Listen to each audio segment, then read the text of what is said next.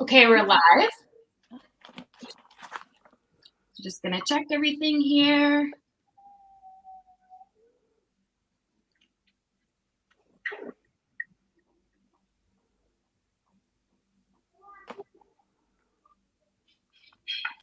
Here we go, we are live.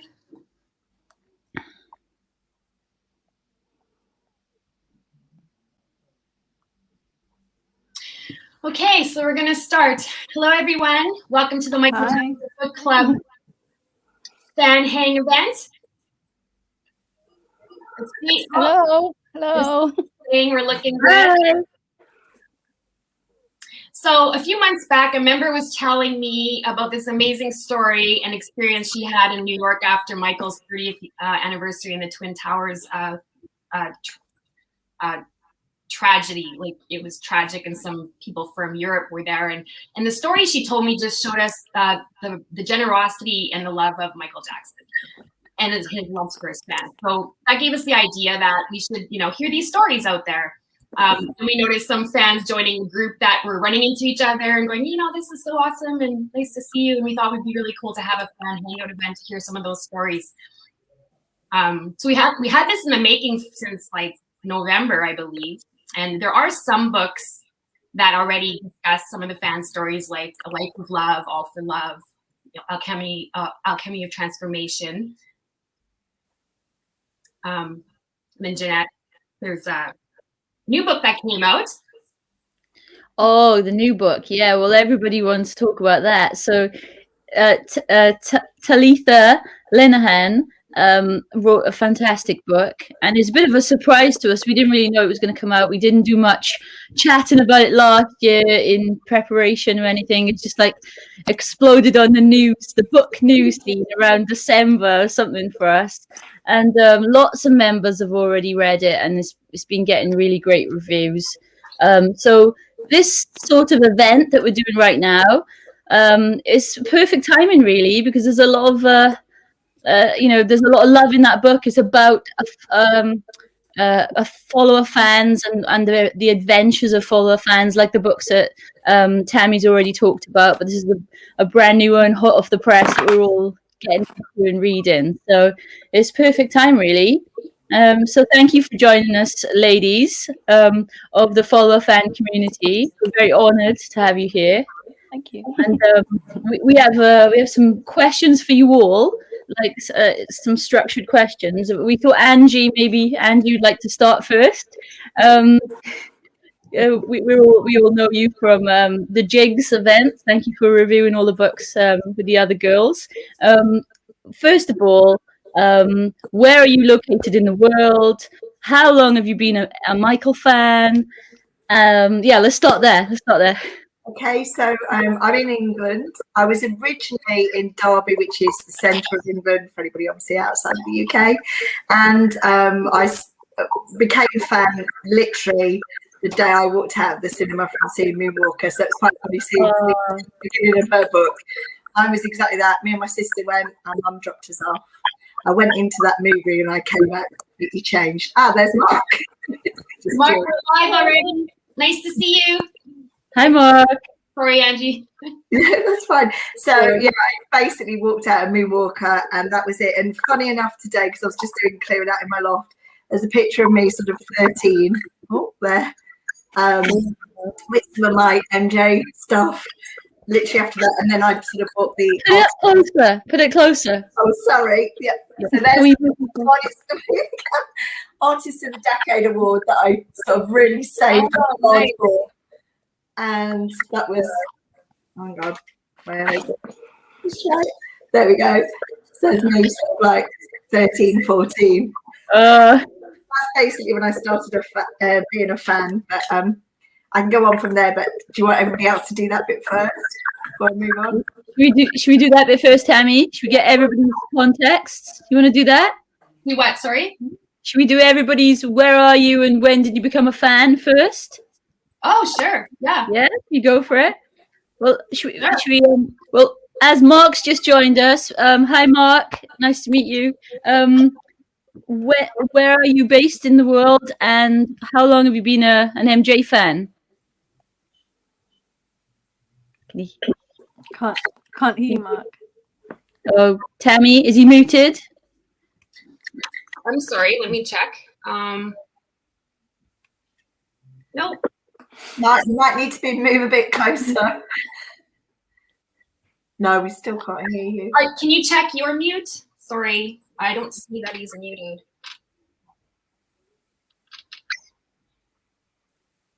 Okay, we'll sort Mark out as we go along. Let's I'm gonna message him. keep it going. What about you, Claire? Where are you in the world, and how long have you been a Michael fan? I'm in London, pretty close to central London, so always have been. So it's been really good for when Michael's been here. And been a fan since Thriller, since around 1983, but sort of more obsessively since that, so 1987. It's a bit crazier at that point. Yeah. Without giving away your age, were you like, what type of stage of your life were you like? A kid? You were a kid in bed, right? You were a kid. So I was a kid, you know, quite young during Thriller. So I was around 9 years old in 1983. So, and then 1987, I was 13. So, oh, wow. Perfect age for all of that. Yeah. All the fan following shenanigans. Yeah, it was, yeah, I'm lucky. Everybody check their, do you hear a little bit of feedback, or is it just me? I hear a little bit of feedback. Just there's something. There's okay, definitely something. I can see that you don't have another Facebook open and that your volume on your phones are turned down and everything. Okay. It's just technology. Yeah. What about you, Darina? I'm in Ireland, in Dublin, and I first became aware of Michael around Thriller era when the music videos were on TV, and I was watching as a young child, just watching TV programs and the music programs, and just seeing the videos on TV and hearing the songs on the radio, and then it just kind of gradually built. From being a young child and then becoming more aware of him, and then when the tours came and when he came to Ireland, I always wanted to go to the tours, but I was never allowed to go. So then because I was told I was too young for Thriller, too young for Bad Tour, and I was told I was things just didn't work out for his Dangerous Tour. So then at History Tour I said, right, okay, I'm gonna when I heard about History Tour, I was like, okay, I'm going to History Tour. And then it just kind of, that was really the start of it. When I went to History Tour, I met bands for the first time, and then just kind of started getting into the fan community just after History Tour. Yeah. You had to make up for all those lost concerts. Definitely. Oh, wow. Mark, can we hear Mark yet? No. Well, we're going to catch up. It looks even like he's frozen now. So. Yeah, it happens. Hey, these technology, new streaming and. Okay, well, let's carry on, and we'll try and catch up with him when we can. And we'll get all his stories in one chunk. We'll do that. We'll try and work behind the scenes to sort that out. So the next question we had for all you ladies was, and this one's probably quite hard, so don't worry, you can pick a couple. Can you share with us your favorite memory of being a Michael Jackson follower fan? You know, so We can start with, we'll still go through the same order, I guess. Angie, if you want to start with your favorite memory. I know there was a lot. You can summarize a couple, or you can give us loads of detail about one. I might just have to summarize a couple because that's really I should just say now, because I was saying before I was in Derby, I now live in Essex, close to London. I've lived in London and Hong Kong and even a little stint in LA myself. So, but yeah, so I'll just summarize on a couple of them. So obviously the first time I ever saw him in real life, which was coming out the helicopter at Haggerston Park, which I know Claire was up there as well. Throwing certain things at us. for everybody who might not know the intricate history of his whereabouts, can you tell us what year, where it was, what was he doing? Well, what sort of appearance was he making? So it was 1992. It was the day before the first Wembley concert, I think. So I think it was 29th. And I only know the date because thanks to reading the humanitarian book again the other day, because I've never been a diary writer. I'm not some journal, and I now kind of regret that because my dates are not great. But it was the day before the first concert at Wembley for Dangerous. I'd come down to London, again, I was only 15, 16, so didn't have much money. Did a bit of staying at somebody else that we all know, at Christian's house, and a bit of outside the Dorchester Hotel. But basically, Michael came out of the helicopter with Mickey and Minnie, and I knew quite a few of the fans because we'd done things like the "Look What You've Done" video, which I think I mentioned online before, and I've got lots of pen friends, so I knew quite a few people from that. But basically, I was very violently ill outside of Hamleys later. And I tried to think, it was because of maybe some bread I'd eaten earlier. I think it was actually the reaction of seeing Michael for the first time and all that build-up, a few years. So because it was my first ever time seeing him. The next day, obviously, the first time ever seeing him in concert. And then other memories have been one, and I did bring this to show, so it's probably a good time to do it, but don't know if you can. Oh God, it's me in the camera. I don't know.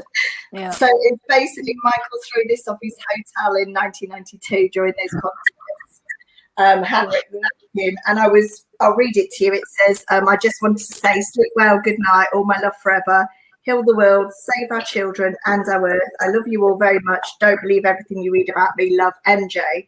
And he tied in this ribbon, and he threw it off the roof of the Dorchester Hotel. He had Brett Barnes with him, and I'm very short. I'm only 5'2", and I thought there's no way I'm getting. So I was actually chatting to another fan. I think it was actually Gratty, and I was chatting to, and I was thinking there is no way I'm going to get this. Everybody was getting crazy, and it literally just went boom, boom, boom, and landed straight in my arm.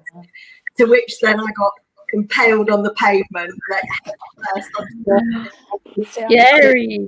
Yeah, literally fans pulling my hair out, but luckily I fell onto it forwards, so I managed to cling into it for dear life. That's everyone's pulling my hair out and kicking me and everything, and the security of the Dorchester came and rescued me and took me to the kitchen. So that was because it was my first kind of owning something that directly comes from the hands of Michael. Yeah. And then briefly, so my other sort of highlights is I've had a day in Neverland, not whilst he was there, and that was in 1999. And then 2006, the day after the World Music Awards, the hotel there, the Hempel, I think it. Yeah, the Hempel, yeah, near Bayswater. Yeah, I basically rang up because I was at work and I made a dinner reservation and went into the hotel via a taxi and just sat around waiting for him and got to speak to him then. So I think they're probably my highlights, but there's so many and so many. Whoa. You just said you spoke to him? Yeah, there was a few of us in there. So basically sat down. I can't even remember if you were there, Claire. I know some of the others were. Yeah, I was outside. You were outside, yeah. There was some of us inside. I put a table, I think, for three of us. And when we got in there, we realised the restaurant was downstairs. So I was going to them, can we just sit in the reception area and just have some wine? So trying to make sure I wasn't buried downstairs. And they kept saying, "Are you ready for your table yet?" And I was like, "Oh, no, can we just hang out a bit longer?" I think they probably knew that we were. I come to work, so I was in business attire and stuff. But, yeah, and basically Michael came in. The children came in first with Grace, and then Michael came in, and basically the main part of the conversation was his real concern about all the press had reported that he'd been booed at the World Music Awards, and he was visibly quite upset about that, and he was very concerned. And I remember just saying to him, "Don't worry, that's rubbish. The fact people were going crazy." I took actually all my team from work to the World Music Awards with me that night before, and these aren't fans, they just knew that I was their crazy boss, who was a Michael Jackson fan. They were going crazy as soon as he came out, and they would take the mickey out of me for being an MJ fan all the time. But once they were there, they were going insane as well. So I was saying to him, like, everybody was just ecstatic. Yeah. So, you know, and I held his hand and remember feeling how soft it was. Didn't again ask him for a photo. I never have got a photo with him. But yeah, so they're my quick ones. Sorry, I went on too much. Wow. Mark, can you? Hi, can you say hello? Can you hear me now? Yes. Right on. You want to say hi? Right. Okay, so we're just going to ask you quickly then too, before we go on to more stories. Where are you coming from, and how long have you been a Michael Jackson fan? Sorry, Angela. Okay. Right. Okay. Coming from London, South London. Been an MJ fan since 1974. 3-year-old. A lot of memories. My mum was a fan initially. In fact, my whole family are fans. So I just took on the mantle, basically, so to speak. And like most of you have had like some good experiences. Met Michael in '96, just after Brit Awards. I'm coming from a different angle to you girls. I'm like, how can I put it? More of a performer. I used to like dance like him. Used to. You were in the. I remember you from the MJ night parties. Oh God. Yeah. So Mark, we're going to go around just sort of asking everybody their favorite sort of stories. So we're going in orders. We want to say hi to you firstly, so we can make sure your sound check is on there, and we're good to go. So sorry, Angie, I wasn't sure. I just wanted to make sure he was okay. But we're going to go stories. I just wanted to do my briefing, and happy to talk about any of them more, but just because I find it hard to pick one, basically. I know Claire's probably got heaps, and she really won't be able to pick one. I don't know which one to pick. Claire, you should definitely mention because telephone calls, because you've been memories. We'll go on. We'll keep on going on. Is it me now? Sure. Oh gosh. Okay. I have a few. 100. Yeah. Well, no, I could probably narrow it down to 5 or 6, but I'll just do a couple. Again, like Angie, the first time you see Michael is just always gonna be special, And it was the 11th of July, 1988. And I wanted to show you that I still have my travel card. That's a photo of my travel card. I still have it. Wow. With a little arrow pointing to the 11th. So that was my child weekly travel card. And he arrived at Heathrow Airport that day, and I was 13, almost 14, but I had to beg my parents to let me go to the airport. And I knew they were not going to let me have a day off school. So what I did on the way home from my cousin's birthday party in the car for an hour and a half, decided that's when I was going to ask them, because they couldn't get away from me. So I just said, can I have the day off school tomorrow to go and see Michael Jackson at the airport? And initially they said no. And after an hour and a half of me begging and crying and telling them they're ruining my life, they eventually said yes. So I went to the airport. It was the first time on the tube by myself on the underground, and got to the airport, and we waited hours. I was at the front, and when he arrived, he was literally like a dot, really. And he waved to us all, but I was just freaking out, going, oh my God, that's Michael Jackson. And then he just sort of got into a van, drove off, and I jumped on the tube straight to the hotel. And he came out on the balcony with his head covered, but I was still, so excited. And then a few days later was the first concert I went to, Bad concert at Wembley. And although I wasn't at the front, because my cousin didn't want to queue up from early in the morning, I ran I ended up running away to try and get to the front, and I ended up begging some really tall man to let me sit on his shoulders. So I sat on this man's shoulders for the first 3 songs, and it was amazing, you know. So that's one of my great memories. And then the best one of all, I suppose, was I've got this for the show and tell later, so I don't know if you want me to show now, but after he left London in 1988, my friend and I were so upset that we didn't even get to meet him. We just didn't realise how hard it would be. So we decided to get his attention, basically. And we ended up making a book which took us 13 months to make. And we finished it in November 1989. Started it in October 1988. And it was about this thick in a great big massive file.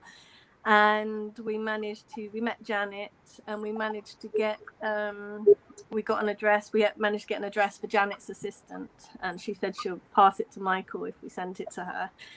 So we sent it. It was terrifying going in the post. We didn't know whether it was going to be lost or he was going to get it. And then 3 weeks after we sent it, he phoned us both. So yeah, my stomach's turning over now thinking about it. Really?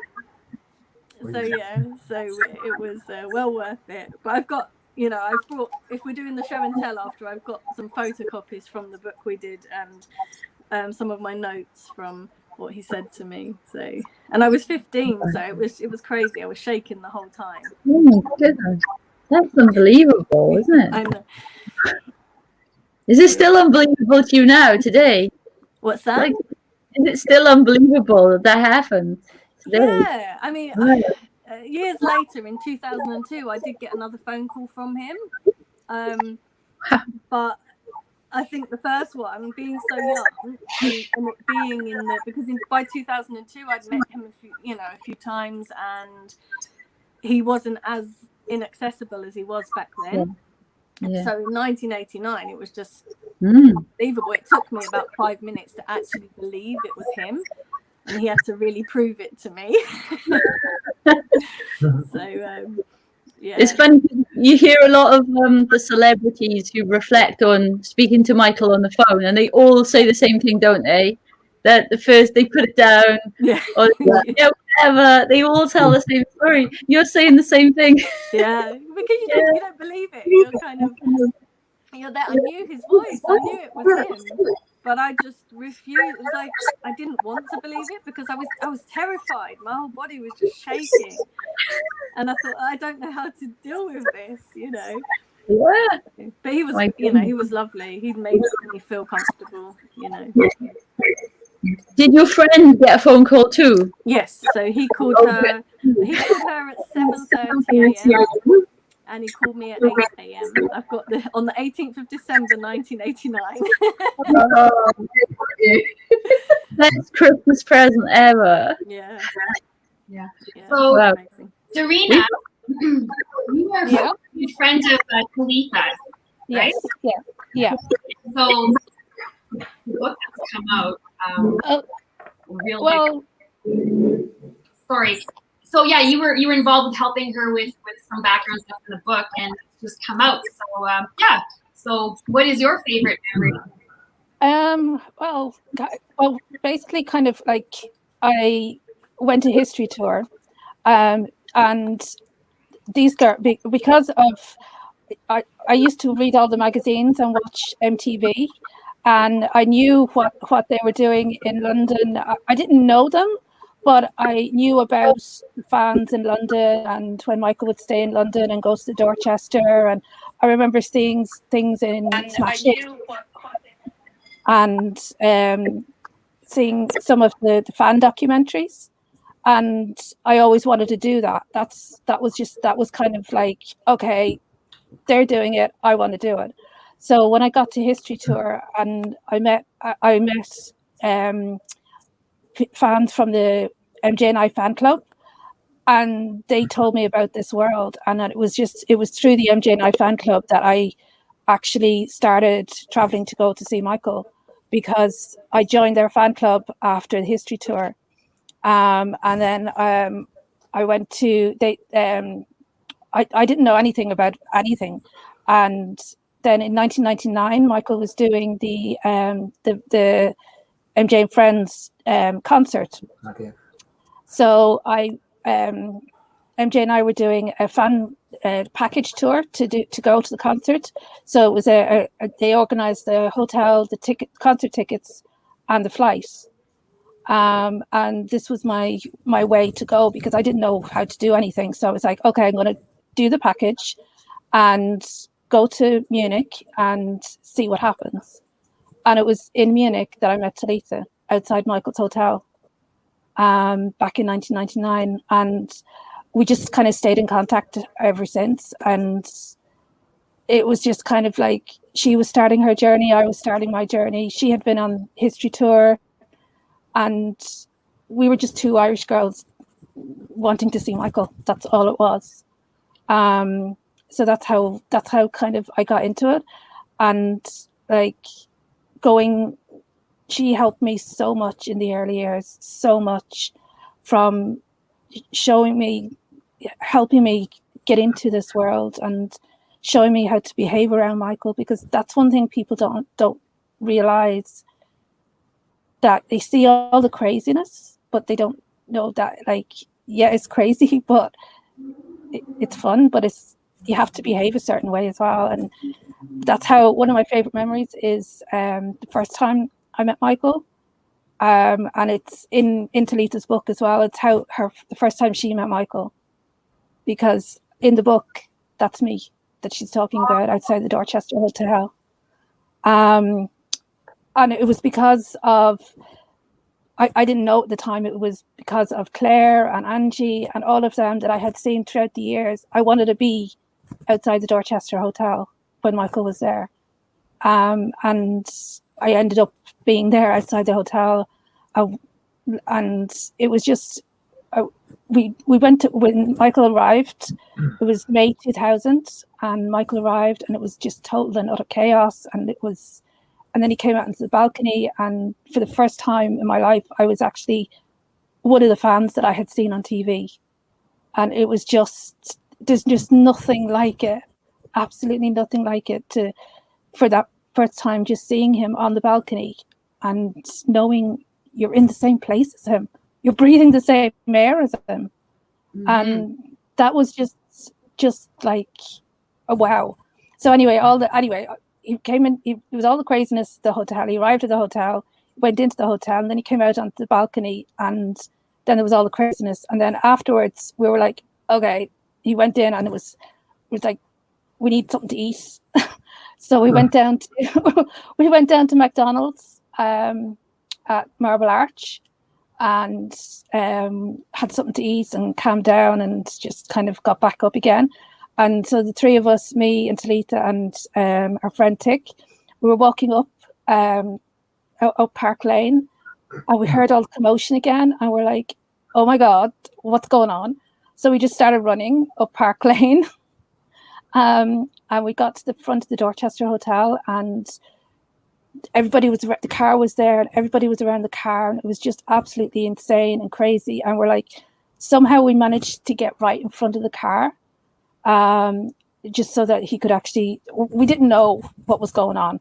We didn't know where he was going or whatever, but we just managed to position ourselves right in front of the car, because that was the only space left, because everybody else was around the side of the car. The car was parked in front of the front door. So we were just like literally right at the very, very edge of the crowd. And we don't know, it was most likely the bodyguards that actually recognized Talitha and her friend. And because the three of us just kind of somehow ended up in front, he came over and we just got pulled in front of the crowd. And then he stood behind us and kept the crowd off us. And then the door opened and Michael was just sitting there. And it's just, wow. There's just nothing. I mean, the way I describe it is, you know, the way like at the start of You Are Not Alone video, where he's there and he's walking and it's silent, but there's all these flash bulbs going off and you know there's chaos going on, but it's actually totally silent. Mm-hmm. That's kind of like, that's what it was like. And it was total chaos going on behind us. but the bodyguard was standing behind us, keeping the crowd off us, and the door opened, and Michael was just sitting there. And Talitha and her friend, they had gifts for him, so he took the gifts and put them on the car beside him, and then he kind of just shook our hands, and just, I mean, looking into his eyes is just the most incredible thing. It's just, it's so hard to describe. It's just, you're just sitting there or standing there beside him and just holding his hand and looking into his eyes, and it's just, it's so, you can't, there's nothing in the world, and you know there's stuff going on behind you, but it's just, for that one moment, it's just you and him, and it's just incredible.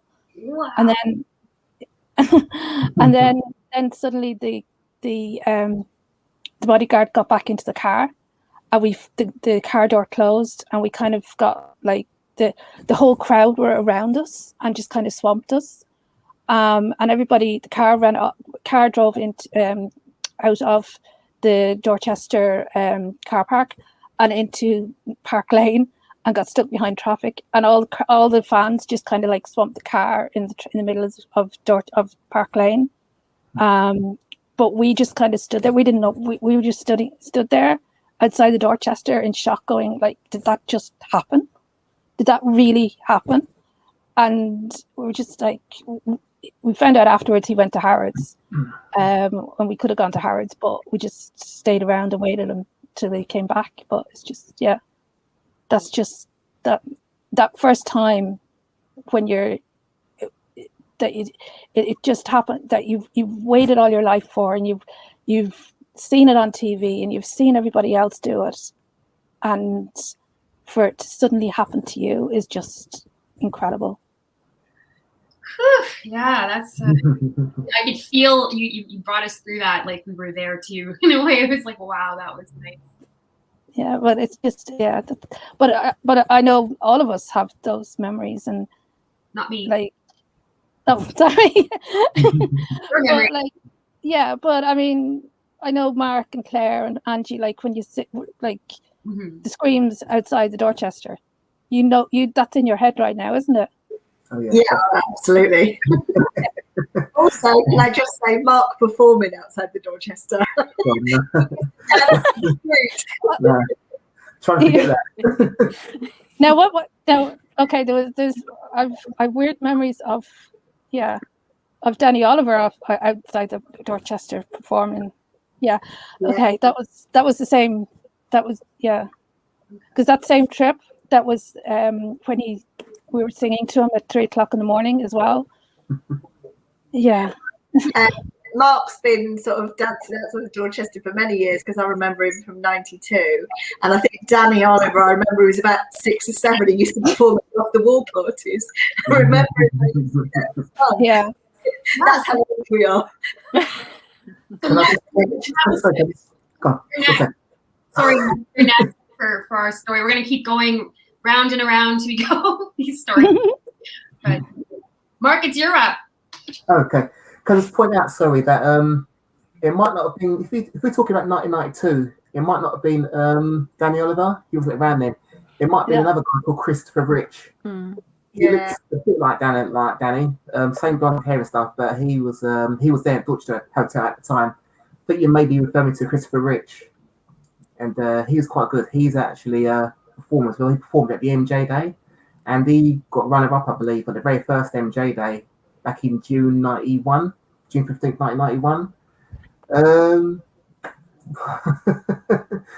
I don't know where to begin, because I mean, like, there's so many memories and there's so many good things. I mean, like, maybe probably one of my worst memories is I remember my mum getting ready and dressed up ready to go to the Destiny tour back in London, back in, I believe, 78, in the 78. Wow. And take me, and I was just that has stayed with me till now, to this day now. So Did you ever meet him? yes, wasn't until February 1996. Okay. The day after the Brit Awards.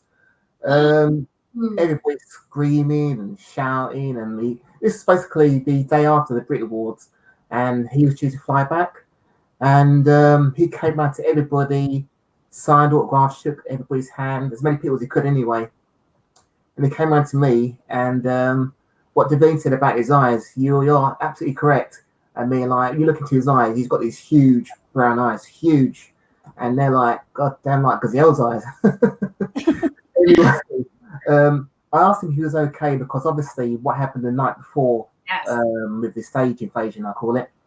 And he looked at me and he nodded and acknowledged like what I said, and he said okay, but deep down, a part of me knew that it was in the back of his mind as well. He's actually, I think he's pretty peed off about it, and I could tell that, instantly. So it didn't really ruin my moment of meeting him, but I just felt bad for him. What happened the night before. I mean, there have been other occasions. I mean, like Angie, like Claire. I mean, I've travelled. I've seen him other countries as well, and looking at it now, I mean, there's not a thing that I wouldn't change. I mean, like, it's one of the best periods of my life. All that time from like the bad tour, from history to dangerous. It was just a magical ride. It's just incredible. So how many tours did you see? Right, I did one on the bad tour. As many history and as many dangers I could get to in London. That is, by the way. History. I was also, like Davine said, I was actually there at the What More Can I Give tour in Munich. Did Prague as well in '96 as well. So it's just amazing. My only thing is that I wish that the American fans got to see him on the Dangerous tour as well as History tour. That's my only regret, because I mean, to say, I mean, it's just incredible. It's just incredible 2 tours that unfortunately you guys missed out on. But at least you got him on the bad tour, which was amazing. So, and I just want to say, with Talitha's book that just came out, A True Life Fairy Tale, Michael Jackson and Me. Just now that even though this was in the work before her book, came out, it just gives us a better understanding. Everybody has to read that book, because really the emotions, the anticipation, all that stuff that I know you have all been through, but that was just the best thing for me to read now, to be able to talk to you guys and, and understand what you guys went through. It's amazing. Yeah. It's a magical world. Sometimes, Mark, like, wow, how magical. And also, it like when you read that, it's like it brings everything back, and it's like sometimes, I don't know for you guys, but sometimes, like for me, it's like, did we really do all of that? Did that actually happen to us? Was it just some like weird period in my life when I just kind of lived on an alternate universe or something, but having the book, it's real, and it's in the book now, and it's there, and it's like, well, yeah, it did happen to us, and it's like it helps us to come back and remember stuff as well. Mm-hmm. Yeah. I just wanted to know, when you met him, did he say anything to you? Like, did he said, of course he nodded about the event that happened in '96, the night before the Brit Awards, but is that what he said? Did he say anything more? Or well, basically, he was in such, he wasn't in a rush, but there's so many people, it's so loud and crazy that all he could do really was just stay nodded and just say yes, and that was it. But that was more than enough for me. It really was. Yeah. And can I just point out as well, it's not only that, it's just all the little things that happen in between when he's not around. Like, you notice things like, if you go to I used to go to record shops. It used to be, when Michael was in the country, it used to be a sea of Jackson records. A sea of Jackson records, Jackson family records. It used to be like the shelves are fully stacked. It's just all the little details that you just, just remember, and just, it just made it even more special. Yeah, I remember, I think for me as well, that a lot of the times it was more with the fans outside, and meeting people and just having the fun and just I didn't like you'd be getting the text messages and going, Michael's in London, or the Michael in London rumors. Yeah. Oh, yeah. And you're going, okay, right, okay, calm down, call this person, call that person, and is it real? Okay, right, okay. And then it's just everything about it. It was such a rush, and like you get these text messages, and then you just for a week or 5 days or whatever, and it's just like you're part of this, and you're sleeping on the street, and you're running stopping traffic. Andrew, like, yes, oh my goodness, Mark, everybody knows what you're talking about. Yeah. Sleep on the street. I mean, you wouldn't used to do it normally, would you? And it felt amazing. And I mean, God, but if somebody said to me I had to go and sleep out on the street now, I'd be like, no. It was actually fun to do. It was. It was just the craziness of getting that first text and just literally dropping everything, calling in sick at work, and all this stuff. That's it. It doesn't matter. That's all there is for that time, is that Michael, that you're in that world, and that's it. Nothing else really mattered, and it was fun. We'd be walking the streets looking. We didn't know where he was staying. And you could be hours. We'd have groups of people outside one hotel, another group outside another. It was mad. For in 2007, for at the Carlton Towers, I actually rearranged my entire work schedule because I was doing scheduling. And I put myself on I put myself on early shifts because Michael doesn't do that in the mornings. So I put myself on all the early shifts so that I could get to the hotel for about like 3:00 in the afternoon. And then so I was literally working, going to work, doing the early shift, going to the hotel, staying to the hotel until like the last tube home. Staying until the last tube home, knowing exactly the amount of time it takes you to get from Michael's hotel to the tube station so that you can actually make that last tube. Getting about 3 hours sleep and getting up and going to work, and then rinse and repeat for 5-7 days. Living on adrenaline, I'm sure. Oh, yeah. It's just, that's what we did. Did anybody actually lose a job when Michael was in town? I gave up my job to go and see Michael in New York. I wasn't allowed to go. There was the first concert was announced. The first Madison Square Gardens concert was announced, and I got time off work to go to that. And then the second one was announced a week later, and I went to my boss and I asked for the extra time off to go for the second concert, and she said no. So I was like, okay, bye, I quit. So I quit my job to go to the Madison Square Gardens concerts in New York. I had a job which was really important to me at the time during the trial, and I managed to get time off to go, and I was back and forth to California, and my friend who was traveling with me, the same thing happened to her as well. She almost lost her job, and what happened was the jury was still deliberating, and we knew we had to be there for the verdict on the trial, and we were due to fly home. I think it was on the Sunday, and we decided to just to change our flight last minute to a couple of days later without asking our bosses at work. And so it came to the day we were supposed to be home and start work the next day, when I had to call my job and say I missed my flight. So they weren't very happy and said, if you're not back on, I can't remember which day it was, then it'll be a disciplinary. So thankfully everything kind of happened the next day, and we just flew straight back to the airport. But yeah, I would have stayed. I'd planned if the verdict hadn't happened, I would have gone home. I probably would have got signed off sick and gone back to California. Wow. That is L.O.V.E. Wow. I didn't nearly lose a job, but it was certainly the jobs that affected things. So, I mean, obviously, like, dangerous tour. I was still a teenager.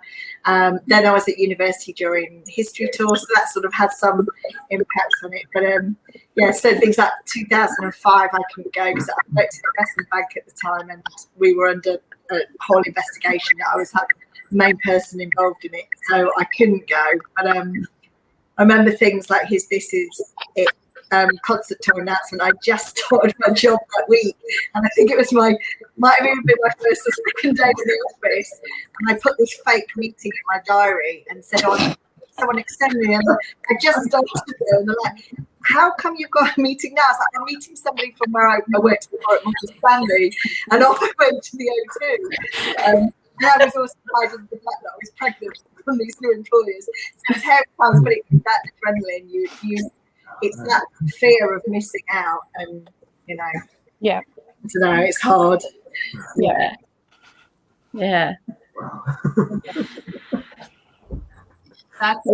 What about you, Mark? Did you ever nearly lose a job?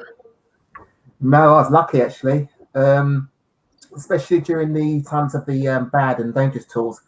I was actually working not too far. I used to work in the West End, Right. not too far from where he was actually staying. Hotels. So I was pretty lucky then. I could sneak out at lunchtime. Yeah. Try and max it out as much possible. Then have to go back and sulk, go back and go back to work, and then come back to work, and then come back after I finished work. Yeah. And then stay till about say 11:30 till midnight, till last train home in my case, and then do it all again the next day. So I was quite lucky, really. So what can I say? Yeah. You've been there. You've seen him live at least because you're in the UK. You've seen him live. So Who you talking to?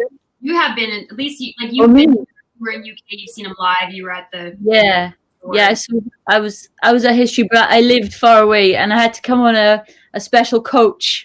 When you get like a package, and you get put on the coach, and you have to get back on the coach. I was only a kid. I was 14. But I was at the O2, and for the "This Is It" announcement, my mum phoned me, and I had a really, really important job interview that day, which I think that was like very kind of star-crossed in a way, because I wouldn't have ever been in London. I wouldn't have been able to have got to London for that time of day because of where I worked. I worked in Reading, which for non-English people, it's like an hour and a half. It's 2 hours from the O2, 3 hours maybe in bad traffic. So I couldn't have ever got there. But my mum phoned me, and I had all my interview equipment because I'm a teacher. So you have to bring all your resources with you. So I had my laptop, all the kids' resources. I had a change of shirt. I had my heels. I had my suit. I had all this stuff ready for the interview. And my mum phoned me. She said, "I just seen on GMTV, which is the morning program, Michael Jackson's doing something in the O2." I was like, "Huh? In London, I'm going." I did my interview, and it's kind of good for the nerves because I didn't care about the job interview. Then I was so excited to get onto the tube after the interview that it really helped with the nerves all day.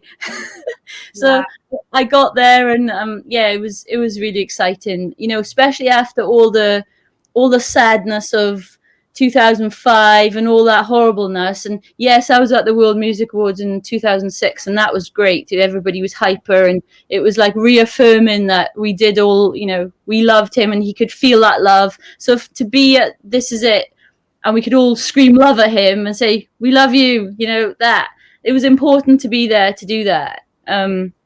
So yeah, but I didn't do a lot of tripping around the world. I went to one concert in history, and I did some hotel shenanigans. Probably I'm trying to think which hotel it was. I can't remember, but it was for Killer Thriller event. So that was Renaissance Hotel. Yes, in High Holborn. Thank you. Look at this.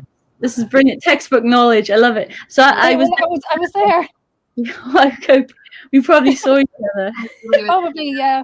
I slept. That was one of the nights I slept out. Yeah. Outside the hotel. So I was there till I think I was there all night just wandering around. yeah. I didn't get any sleep.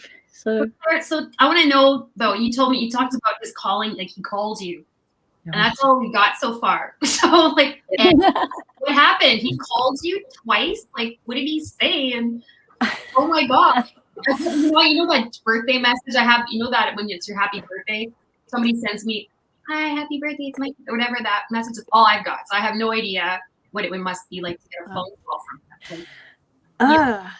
Phone call. The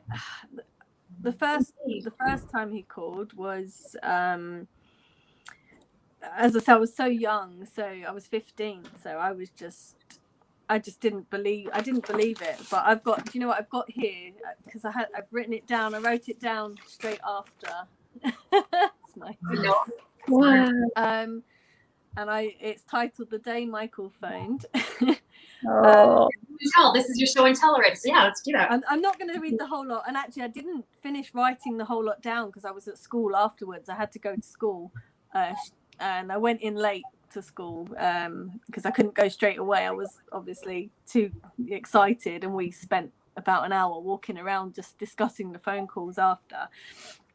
So I've written at 8 o'clock. I was in my bedroom and the phone rang. I answered it. I said hello, and I heard an American voice say, "Is Claire there?"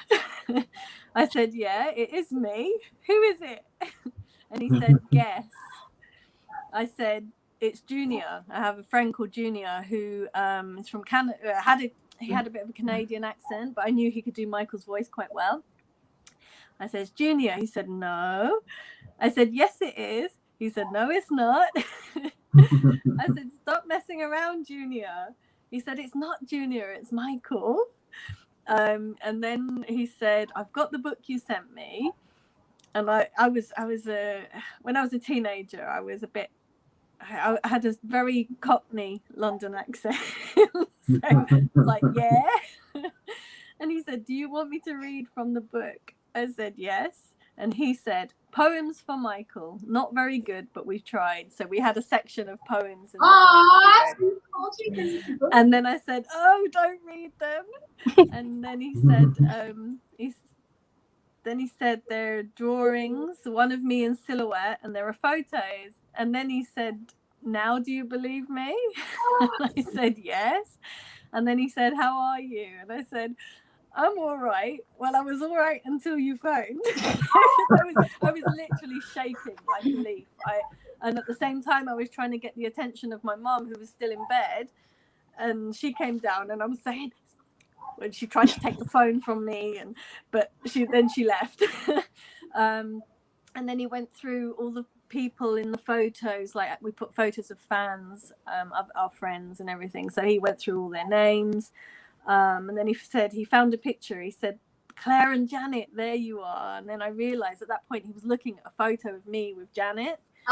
And it was just, and all I was thinking was, oh my God, he knows what I look like. He's looking at a picture of me. And then there's a few other bits just about my friends. And then he said, "I love the English accent. Do you think I have an accent?" And I was like, "Yeah, you do have an accent." And then he said, "I love the London fans, and I love it when I'm on stage and I stop singing and I listen to everyone singing." And then at some point he asked me to sing for him, and I completely refused. He wanted me to sing "I Just Can't Stop Loving You," and I couldn't, because I can't sing very well, but also I thought about it and I just couldn't remember the words. I was so nervous, and I thought, no, I said, "I can't sing." And he said, "Everyone can sing." I said, "Well, I can't sing." And then what else? Hang on. We talked about the concerts and favorite songs. And then he said to me, this is the most important thing, I think. He said, I'm going on a tour, not a musical tour, a tour around the world, visiting all the homeless and starving children. And then I said, I'd love to do that too. And he said, it's really exciting, helping the children, all my children. And he said, I'm going to Korea, New York, Russia, Africa, and I'm coming to London. And I asked him if he was going to Great Ormond Street Children's Hospital. And he said, yes. And it's really nice. And they look after the kids really well there. And then we talked about the weather, my friends, and things like that. So, yeah. Yeah, it was. I was shaking the whole time, and it didn't really feel real, you know. And then let me just show you. So with the book that we made for him, we decided we were going to write the word please lots of times to get his attention, to try and meet him. And we started off saying we were going to write 10,000 each. 10,000, the word please 10,000 times each, so 20,000 pleases.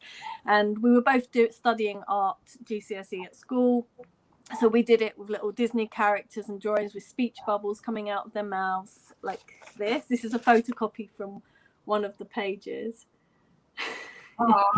And then this one. So in color, this is just a photocopy. And it took 13 months, and we ended up writing 500,000, the word please 500,000 times.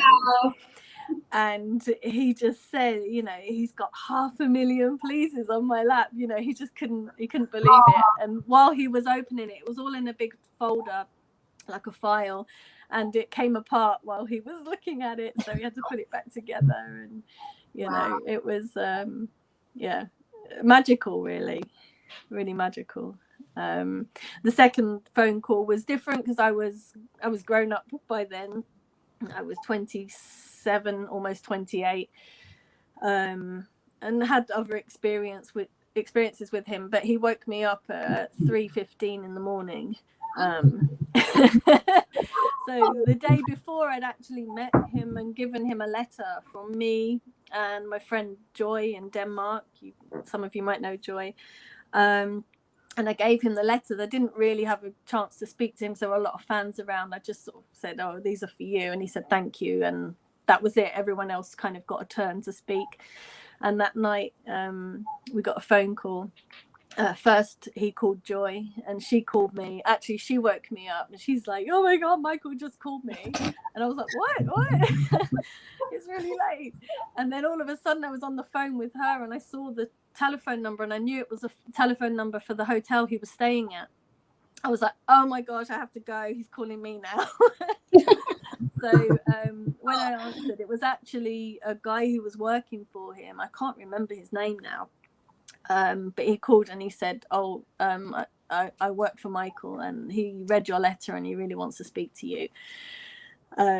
And my friend Manifa was downstairs asleep. So at this point, I was kind of thinking, I need to wake her up. And then I've never seen someone wake up so fast. I just like, Michael's on the phone. And she was literally from flat to standing in half a second. And so, you know, it was more of a fun conversation, you know, and asking who we are, and talking about telling me what he was eating, and he was jet lagged. What was he eating? He was eating shrimp cocktail at 3:15 in the morning. Wow. And I said, why are you eating so late? And he said he can't sleep because he was jet lagged, and it lasts 2 weeks. So yeah. Wow. Just on the phone calls, it is one I was never lucky enough to get a phone call. I'd write, and you always phone. Yeah. But I had a friend, I don't know if you know her, Claire, but Lisa Jobling. And so she got a call, and I remember her sending me a photocopy of all her notes of what he'd said. And similar to you, it was all that kind of, obviously at the beginning, trying to get her to believe it was him. Then it was, what's your favourite song? What's your second favourite song? And like literally, and as you said, I mean, she mentioned, you know, your mind goes a bit blank, and you're in this state and you're having to just answer all these questions that he's asking you. What's your favourite food? You know. So it was something that obviously quite a few fans were lucky enough to get. Yeah. Well, the book again. I'm just gonna go use Talitha's book because that's the best. That book really showed that he generally he loved you guys. He loved you guys. You know, you guys, seeing you guys there, that was his support. And I mean, I just wish, like, you know, how do you feel about that? Just what was it for him, do you think? You know, to see you guys all there and that bond you had with him. And, you know, like, I just want to briefly touch on what I heard, the story I heard, and what prompted kind of the idea about this was, and maybe you were there at the Madison Square Garden, and some people, after going to the 30th anniversary concert, they were stuck in New York after the Twin Towers, and they were all stuck there. And I was one of them. Right. And so people were stuck there. So why don't, you know, like that's something I didn't know. You know, I thought, okay, it happened. I knew it happened. Like, I've read lots of books. We know that he left and he went to Casio's and whatever, but can somebody talk about that? Like, what? Yeah, he afterwards, it was, well, my memories of that day were, I remember seeing him leave the hotel about 3:15 or something like that in the afternoon, and we were all there, and outside the hotel, we had been there for 5 days, so outside the hotel was kind of like our place in New York, where we all kind of, this is what we did, this is what we had been doing for the last week. So after Michael left, we were just there. And then the bodyguards came out, and it was Mike and Henry. And they came out every night to us, because there was about 50 of us, I think, that stayed outside. It was the Palace Hotel beside St. Patrick's Cathedral, that Michael was staying at. So we just, every day when we were stranded there in New York, we just continued to come back to that place, because that was like, it was like a central meeting point for us all. So when I think it was the next day, when Michael realized that we were all just there, he instructed Mike and Henry just to come out and look after us. So every day they would come out to us, make sure that we were okay. If they would bring us, they brought us food from the hotel. They brought us, if anybody needed to go anywhere, if we needed to go to the embassy or any of our embassies or anything like that, they had the use of Michael's car to bring us places. And there was one night that was really funny. There was maybe about 20, 30 of us outside the hotel, and Mike and Henry came out. And they were just talking to us, and we were just all around. They were just asking us, were we okay? And I think it was Mike's phone that went off, and his phone started ringing. And he took it out of his pocket, and he looked at the number, and then he walked away from us. And we all kind of looked at each other going, wonder what that is. And then he was talking and he walked away from us, and he started talking into the phone. And then suddenly he held the phone in the air and he said, "Girls, scream." And it was Michael. Michael was ringing the bodyguards every day, making sure that we were okay. See, Chantal was supposed to be here today to share that story, but she wasn't able to make it and tell me that story. And that's where she's really the reason why I was like, I wish she could have come. And, you know, I'm sure she has other stories she can share with us another time, but that was something that I thought, like, don't know. The people out there in the world do not know how much he cares, and that he cared. Yeah, and there was a lot, like that week. Mike and Henry were instructed to stay in the Palace Hotel until every one of us of that group, it was about maybe 40 or 50 of us, until every one of us had got on a plane and got back to our own country. That's amazing. Wow.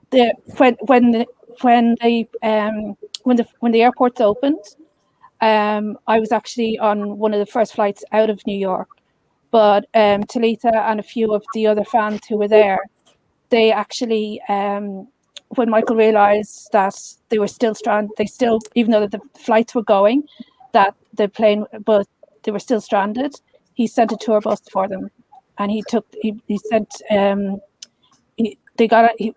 Mike just turned up one night with the tour bus, and everybody, I think there was maybe about 20 or 30 of them there at that stage. I'm not too sure how many were there.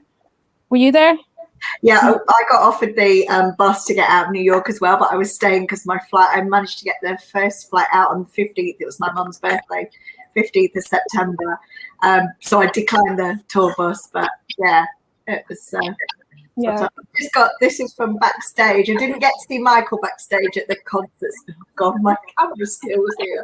I've got other ones with the brothers and that, and obviously there's Joe and Marlon, but I've got others. That was it was just such a surreal thing because you'd have the two concerts. Yeah. We were on that kind of Michael high, and then obviously 9/11 happened, and I was actually supposed to meet.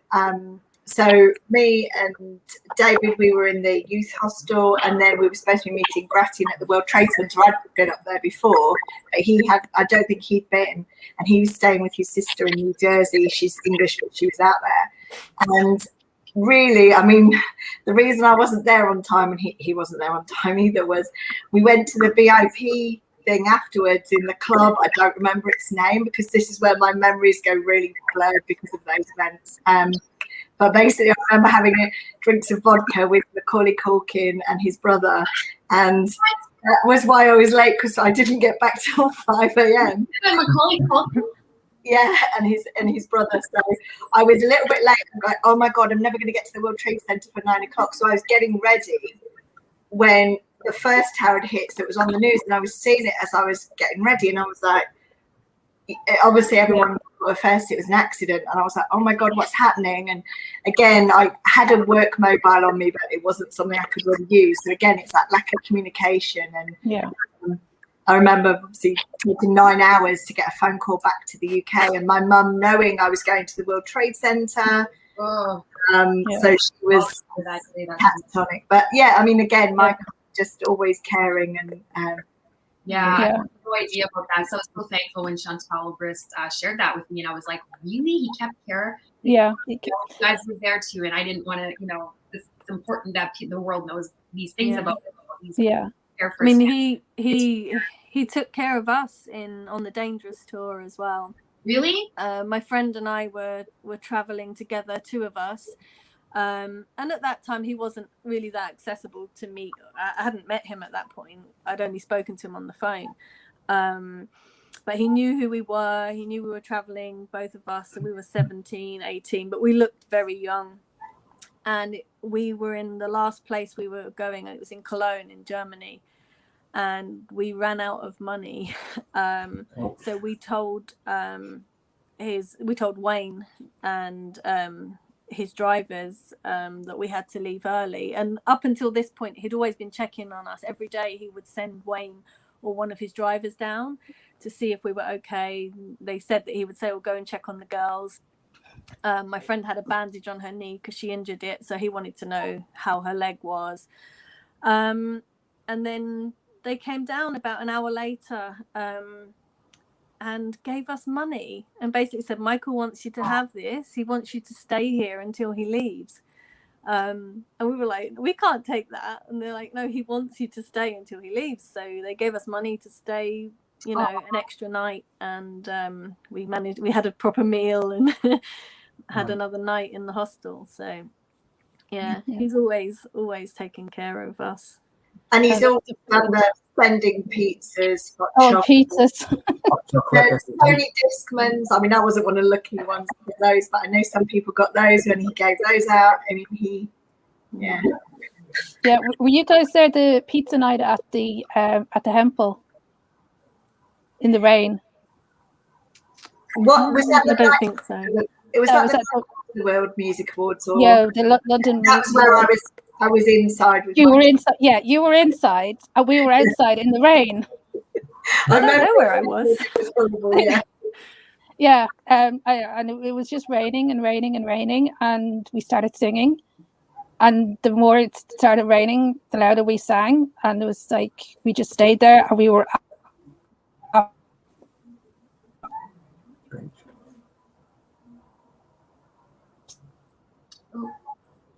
Dorina, you've frozen. Yeah. Completely soaked. Literally, it was. Oh, there. Okay. All right. Sorry. Yeah. So it was just one of those really heavy rain. And then one night, and then we saw the security. Do you remember the security at the Hempel?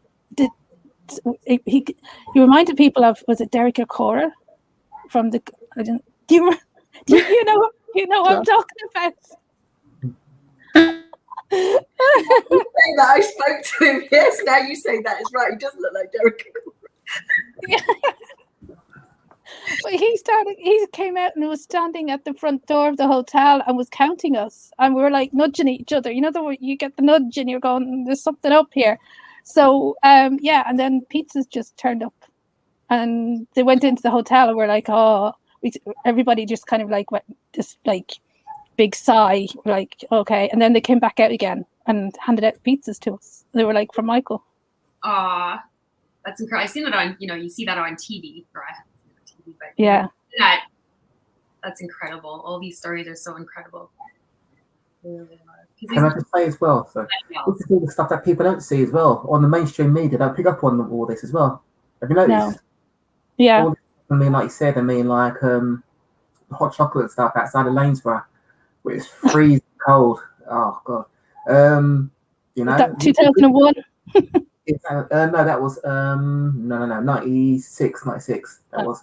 But it's people like it's stuff like that people don't seem to like, the mainstream like media and public don't see or don't know about. Exactly. This is why we're here. Tell us all. Yeah. Well, a bit like that napkin that I showed you, the one from the Dorchester, and I can only kind of work out the date I got it by the fact that the little lad that got the one before me, his was in the newspaper, and I remember seeing it. He was holding his up. I think his was a pillowcase, maybe. And funnily enough, I saw him selling it on eBay recently, and I contacted him and I said, "Oh my God, you were the one like the day before me that got it." And so I just thought, I can't believe you're selling it, to let go of it. But basically, he'd done that, and it was in the newspapers, and I just remember reading them tearing apart the way he writes. Oh, some are capital letters, and it was like literally digging Michael out about writing this fan thing. So when I got mine, I was actually offered, now bear in mind I was like 16 and I could have used a lot of this money to go to other concerts, but I turned it down.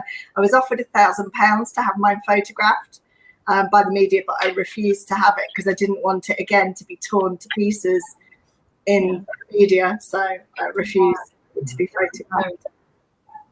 Yeah, and that's the thing, like they, sometimes people are like, oh, they don't understand the relationship that you had with him as follower fans, or I don't want to, what would be the right term to use? I don't want to be disrespectful whatsoever. I mean, you guys followed him on tour and you were there for him for the, trial and for concerts, and, he saw your faces, knew your faces, he talked to you on the phone, saw your pictures. This is a personal connection with him, not just wanted to see a fan. Yeah. You guys were there for him. I don't know. I just say fan. Yeah, I've always said followers. Sort of from back in, as in the Bad tour, I was so young. I was only in London, so he stayed at the Mayfair Hotel. So at that point, we'd call ourselves the Mayfair people. And then, as you know, and then there were followers then. We didn't call ourselves followers then because they were the ones like who were a few years older than us who started it. I don't want to name names in case they don't want to be named, but there were a few fans, some from Italy, one from Holland, and one from the UK who used to follow around, travel. So they were the ones who started it, really. And I'm sure there were others sort of on Victory Tour who probably started it before them. So it wasn't until I guess the Dangerous Tour that we started saying, "Oh, followers," because we used to follow him. So right. I'd say we're extended family, really. So too. Upper extended family. And if I'm being honest, I think Michael actually probably sees it that way as well. I could have swore I've read or heard somewhere that he sees us as like extended family as well. I can't remember where, but maybe one of you girls might remember. Well, 100%. There's when he sounds like when he would describe himself looking out the window and seeing all these fans and, you know, people he's surrounding him are his bodyguards, his staff or whatever. You know, before his children, he was kind of that you were his family. Like, who else was there really? You know, like to me, that's absolutely his extended family. Sounds like. Amazing.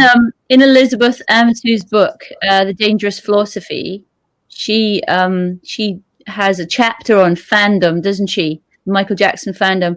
Have any of you read that chapter where she categorizes the fans? I can't remember all 5 categories, but she talks about collectors, the fans that emulate him by practicing the craftsmanship of the dance. Yeah. And she talks about the follower fans who are, you know, the ones that will be there for him no matter rain or shine, all the things you've described, you know, 9/11, the trial, those are like a category of fans. And she analyzes it really interestingly. You know, that might be something we could discuss, you know, in the book club over the next couple of weeks following this discussion, but maybe have a look at that chapter and reflect on your own identity and what do you think made you have that contribution to Michael's legacy, you know, and how that all played out in your life, you know. Have you got any initial thoughts about your own personalities and how that connects? For one thing, I'll say, I mean, I haven't obviously been to as many shows as, say, like I know Claire has, but that's why, I don't know, I don't like the categorization too much because I think everybody's circumstances are different, people with different ages, and it's almost and there is a side to the fan community that I think we've all experienced that isn't so nice, and I just don't like making it so it's like elitist and like ranking. I don't like that. No. Yeah, that's why I'd say a fan. I'm not saying just one follower at all. I know, like, obviously Claire and I know others. And I did go to once in the UK and then Tenerife in the US, but I didn't do as much. But again, circumstances, you know, I was, well, definitely with single parent family, but my mum was obviously. But that's one thing that I'm just a little bit wary of because I think it can turn people off, and it's like I want to share stories so that people that want to hear it, but I don't want to be like I'm trying to brag about things. Hey, that's the thing. I don't consider myself less a fan because I never got to meet him or got to just different situation. And I mean, I've been a fan since I was like 9, 8 till 1980, so I'm a big fan.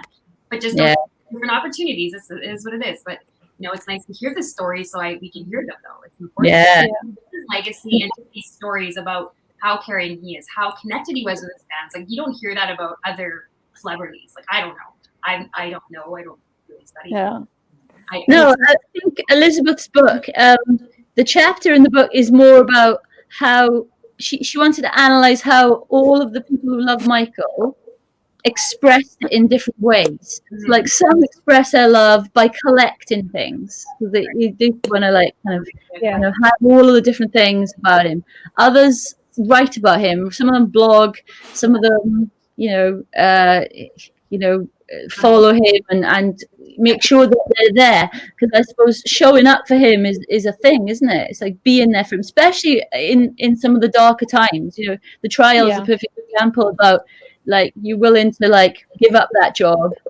You know, with that flight, the flight would have cost loads of money. Who cares? You had to be there on that day, and it's a wonderful analysis really about how love is shown in different ways by different personalities and what that means. I think it's sorry. I was going to say it's definitely interesting what you're saying, because for me, I'd say in the beginning it was probably more about my own selfish needs, you know, so I wanted to see, I needed to be around him. I needed to see, I couldn't just watch him on the TV. You know, it wasn't enough for me.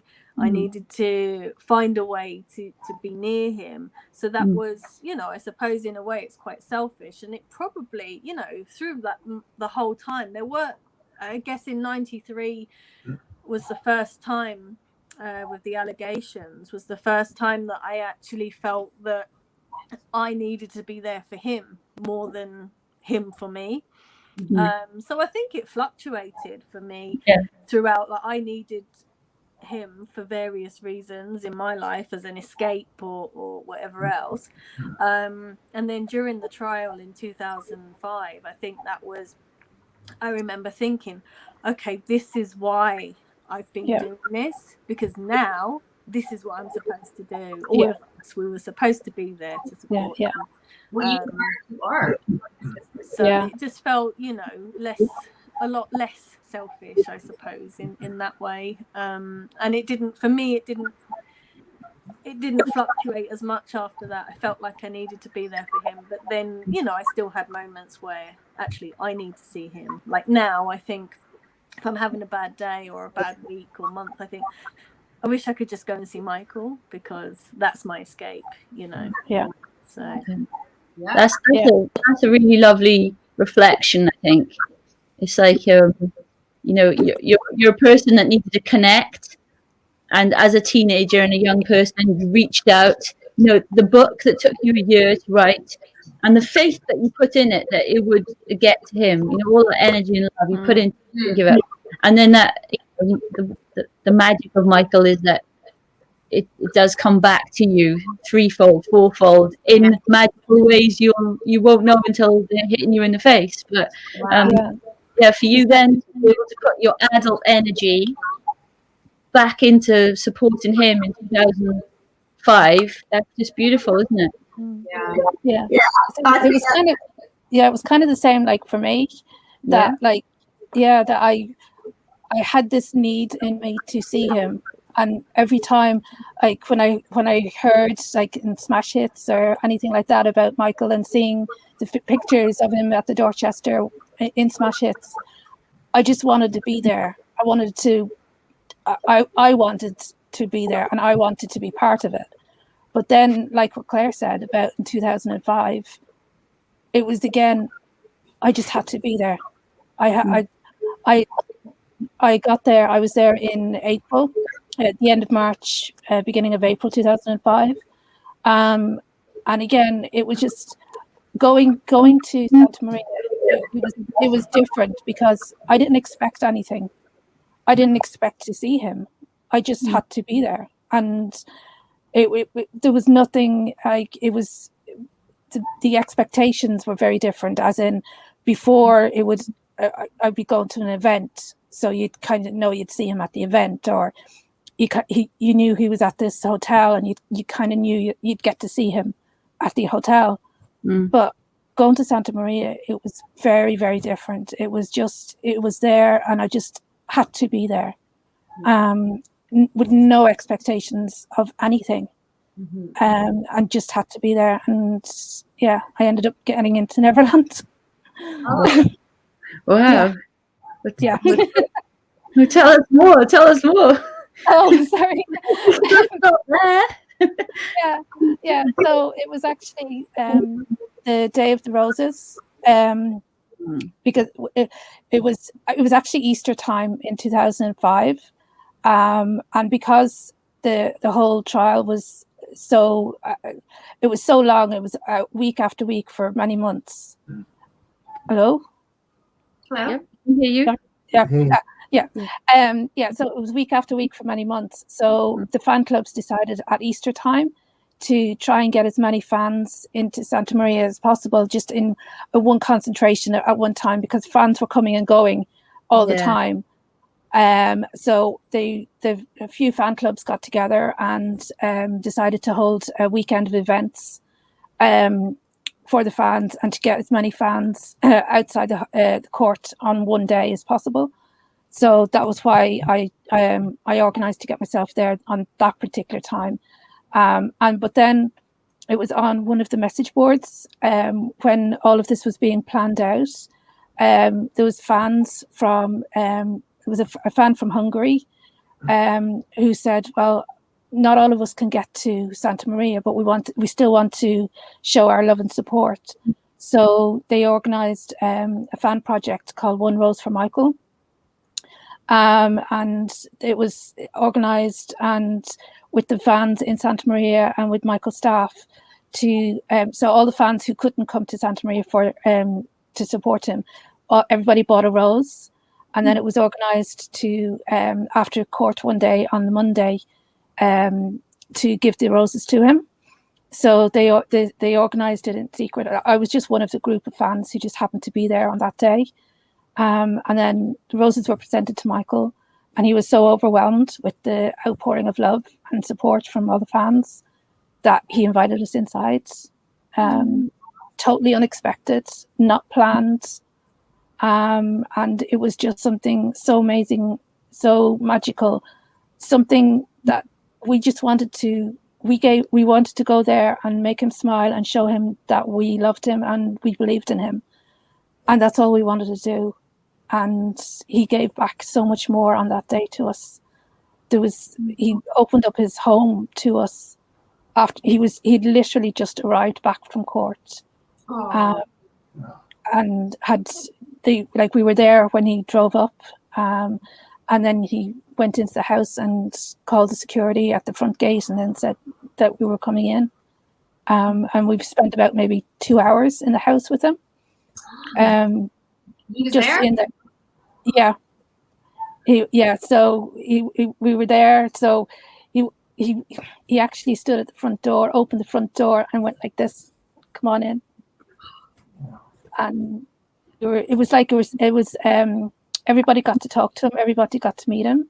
It was like a reception line where he was standing in front behind a table just in the hallway, and we all filed in one by one, and everybody shook his hand and everybody got a moment to talk to him, and then we all went in through the house. I'm sure you've all seen the scene with Elizabeth Taylor, and she's doing Santa from Bel Air. In the front living room. Super So that's where we were, in his living room with the and then we went into the kitchen, and then the chef was there, like looking at us, going, "What is going on?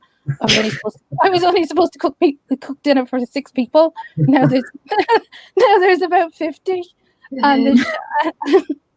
And then we went out into the back garden beside the swimming pool, and Michael was there, was just talking to people and Catherine was there, and Joseph was there, and Prince and Paris and Blanket, and they were just running about, and it was just, again, one of those experiences that you never expect, you don't think is ever going to happen, and then afterwards you go, was that real? Mm-hmm. And it's just so amazing to think that this man who was going through so much at that time had it in him to invite 50 strangers into his house. But like Mark said, that's an example of what Mark said when he said extended family. Because that love, that, he felt that love off you. Well, when you had, maybe it's private, you don't have to share, obviously, but, what do you say to Michael when you meet him during that very difficult time, except, it must have been so strange, a strange time. It was just, I just said thank you. But, I mean, like, sometimes, most of the time, any time that I got to talk to him, it was never planned. It was never, and I never had anything in my head to talk to him about. It was just, because it's something that you always think you have in your head. You plan it out, and you think you're sitting like as a teenager, and you're looking at him on TV, and you're watching, say, like the concert on TV, and you're planning out what you're going to say to him. But when you're standing right in front of him, none of it, your head just goes blank. So that it's just in the moment of whatever's there. Do you know what you just made me think of, Darina, is that for me, and I'm sure it is for everyone, when you're looking at him, you're watching him on concerts, Michael Jackson, but when he's there, he's Michael. It's like two different people. So you can't, sometimes it's hard to put the two together. You can't really comprehend that person on stage is the person who's standing in front of you. And every so often, like it happened to me once, I just felt really overwhelmed. And I actually had to, I was standing in front of him and I actually had to walk away. Strangely, as you do, walk away from Michael. But it was just a bit overwhelming for me. But I just saw someone had written a question saying, did you feel a spiritual connection? And I think that kind of links in with that, because his presence, his energy was just sort of out of this world, really. That's constant. Everybody says that. Yeah. And I felt it. The one time I felt it, he was literally right in front of me, maybe 10, 12 inches away. And I knew he was there to stay. It wasn't rushed. He wasn't going anywhere. And I just stood there and I could feel my eyes just welling up. And I thought, oh my God, I'm going to just burst into tears because I can't handle this. And I just walked away. I did go back, but it was overwhelming. So, because you think, hang on, this is Michael, but actually that's Michael Jackson as well.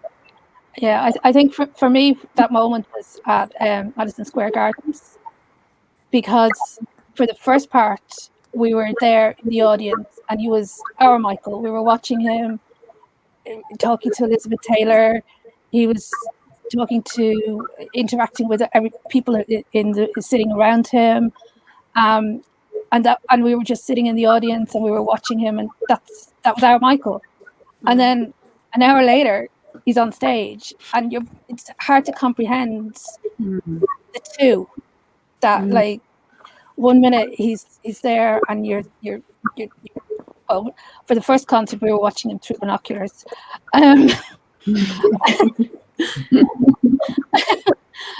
Just watching him, but that was it's hard to comprehend sometimes, like that guy that you've just seen like do something really normal, like talk to his friends, is now the guy on stage. So I was just going to say with what Claire said, that was actually a really good description where you were saying about, doing things for your own. Yeah, you want to see him and things for him. And obviously I couldn't get out to the trial because of work, but I went out, actually in Talitha's book, when she says other fans, there was two of us outside on Palomino Lane for his 50th birthday. And I knew that I was probably going to go all the way to Vegas and not see him. But it was about going there because I wanted him to know that somebody cared it was his 50th birthday. Aww. Because there wasn't any big thing. And obviously, he'd gone through all he'd gone through and done his move from Bahrain. So, yeah, that time it was, a whole big trip. It was, I don't know, I don't know if I only went for a week. I really don't remember the exact dates and things. But, yeah, that was just purely for him. Mm-hmm. So. I saw that. Was that part when you talked about Dorina, when Michael invited you into the house? There was a part in her book too where you went into like his art. I don't know if you were there, if it's the same thing. No, that's a different time. Yeah. So I was just like trying to envision that, but just to be invited into his home talk to him. And he's this humble, nice, kind person. Obviously, he's very, even with Aileen's recent book too. You see in her book that. He's sensitive, and he's like, she's alone there by herself, and she didn't know other people around her, so he invited her to his table to sit with them as a family, and he's not just, he's a person. He's amazing. I think that's as well that people don't really see. They don't see. We know the person. We see the person. But a lot of people, I don't think, really understand the person. They just see the concert. They just see the videos or the music videos, and they just see the performance side. But they don't actually see the real man behind everything, which is just the tabloids. And yeah. These stories are. This is like a time capsule for him, that's written by people that knew him, and you're sharing stories with us, and that's his legacy. these stories. You don't find these stories in books. Well, there are some books, like we said. There's a couple books, and so Tweet is the most recent as from the perspective of a fan, and how he really wanted to see that you guys like. That was not an act. Like he was looking for seeing, and you can see that in that book.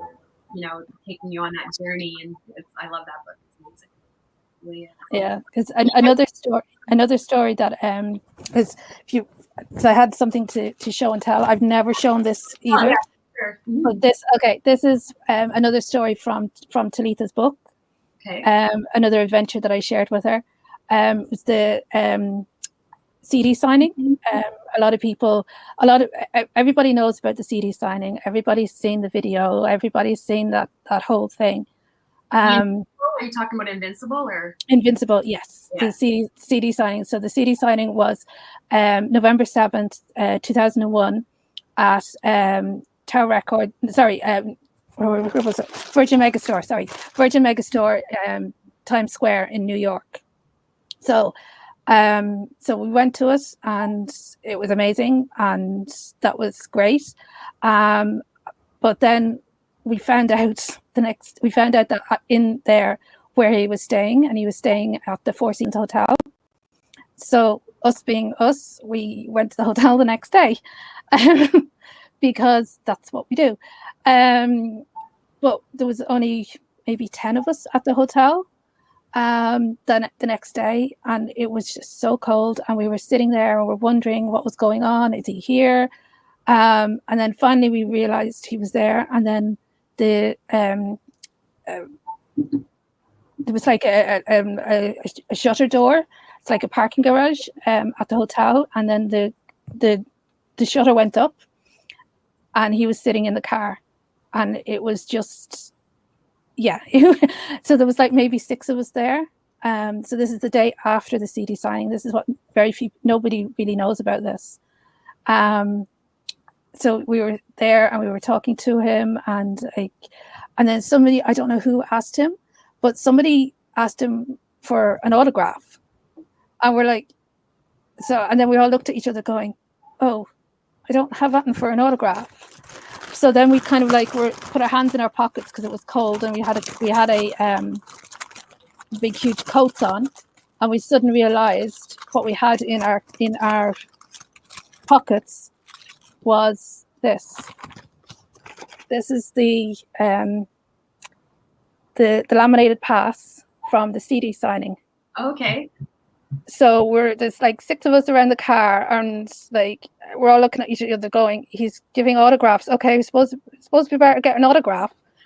And we put our hands in our pockets, and we had these. So aw, cool. That's amazing. So, but then afterwards he got back into the car. He was in the car, and the car, they went off into traffic, and we jumped in a taxi, and we're like, I'm sure all of you have done this. Follow that taxi, and we follow that van, and the taxi driver looks at us going, okay, girls, where are you going? And we're like, we don't know. Just follow that. See that black van in front of us? Can you just please follow that? And he was like, where are you going? We're like, we don't know. And then we said, okay, Michael Jackson's in that van. We don't know where he's going. We want to follow him. And the taxi driver looked at us, and he was like, no. And we're like, okay, just pull up beside him at the next traffic lights, and we will show you. So we're in this taxi in New York, and we pull up beside Michael's van at the next traffic lights. We roll down the windows, and we stick our heads out. We start screaming, Michael, Michael. And Michael rolls down his window and waves back at us. And then the taxi driver is like, oh, right, okay. Oh, brilliant. So he finally believed us because Michael was there. And then so he took us around New York, and we ended up at FAO Schwartz. Oh my God. And we're like, this taxi driver, as soon as he realized what it was, that it was real, he was on it. And we ended up at FAO Schwartz. And we got in, and it was about it was like 7:45 p.m. and FAO Schwartz closed at 8 p.m. But we raced in, and FAO Schwartz suddenly on the loudspeakers, they were like calling, "The store is now closing, please leave the store." And we were like, no. We're not leaving. So we started, we kind of like separated a bit and kind of like tried to look inconspicuous around FAO Schwartz. And then we kept going from floor to floor and like dodging security, like we ended up being the last ones in FAO Schwartz. And the security just said, "Girls, you have to leave. And we're like, wink, wink. We know who's upstairs. We know why we have to leave." And he's like, "There's nobody upstairs. What are you talking about?" So we finally decided, okay, we'll leave. Because we realized that Michael wouldn't come out of the VIP area until the store was actually empty. So we decided to leave, and we just kind of like literally walked outside the door. And as soon as we walked outside the door, they locked the door, and then he came straight down on the elevator and was like waving to us outside. And it was just the most fun thing ever. And yeah, that's amazing. That is such a good story. Sorry. Yeah, but it's just things like that like you end up in the most random places. Yeah, no. I love all that stuff. So you part of the Sony demonstration in New York as well? Not in New York. I didn't go to New York. I was in London and Berlin. Oh no, for the Virgin signing. The CD signing, the Sony, the Sony demo, the Invincible CD signing was in November, so that was. So I got my dates mixed up. I thought they were like the same time. Not yet. No. Mark, okay. Did you? I sort of brought this up yesterday. I don't know if you saw that chat in our little chat there, but there was a show and tell. If you did have something that you wanted to show from, your travels or something that you'd want to share. You have to. You didn't have to. Maybe. Yeah. Okay. Letter or autograph. Trying to think. Kind of caught me off guard there. I know. I don't think you're. I don't think you weren't aware of it, so that's okay. It's okay. Okay. Yeah. Can I come back to you on that one? Sure, of course. Yeah, no problem. No problem. So did you guys have you all had your show and tell with your notes, and then Angie has her blanket, and I don't know if it's appropriate time now or not, but I have show and tell, but it's nothing to do with Angie's got some photos there. Well, this is actually a photo taken from that's oh god, I can't do this kind of thing. That's me there on the front row in Tenerife. And it was actually from the front page of a newspaper. I don't have the article, somebody else did, because I left the area when that came out. But yeah, that was me, sort of my arms bent over on the front row, looking quite adoringly at him. There's another one that was on the front of the Yorkshire Post from when I was on the front row of the Leeds concert, and that's not so flattering. I look like this silly, round, stupid face. But anyway, and then this was just because back in those days, again, I think, like here I'm wearing a little bum bag. That was a little bit bigger because it was out in Tenerife, whereas in London it was slimmer. But again, I wasn't anywhere near home, and you didn't have your camera phones back then. You didn't have mobile phones, so you didn't really have cameras on you. So there's not much cuts. This is somebody else's camera, but that's me and then Justin, that a lot of people know as Waldo. They're in Tenerife.